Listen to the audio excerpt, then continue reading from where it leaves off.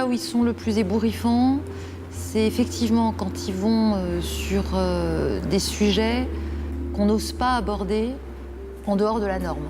Quand on pousse le débat avec eux et qu'on commence à leur faire part du corpus normatif, ils le prennent comme une contrainte en fait qui oblige à penser les choses différemment pour rendre quand même leurs propositions possibles, même s'ils doivent l'adapter.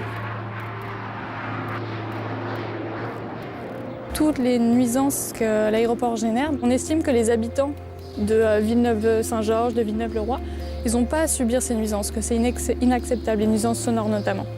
Et donc on décide que, étant donné qu'on n'a pas aujourd'hui les capacités techniques de réduire les nuisances sonores de l'aéroport, ils ne peuvent pas rester là. Nos étudiants ont proposé, là où c'est pas possible de vivre, on ne vit pas. Du coup, on décide de les déplacer. Et qu'est-ce qu'on a à proximité vers Juvisy? On a une zone à risque. Mais le risque qu'on a près de Juvisy, qui était un risque d'inondation puisqu'on est sur les bords de Seine, on sait faire. On sait techniquement construire des ouvrages qui vont supporter 4 jours d'inondation. On aura du logement résilient, on aura un rez-de-chaussée inoccupé. Tant qu'on ne peut pas mettre les moyens techniques qui font que des gens, des populations défavorisées ne puissent pas vivre dans ces lieux, eh bien on n'y vit pas.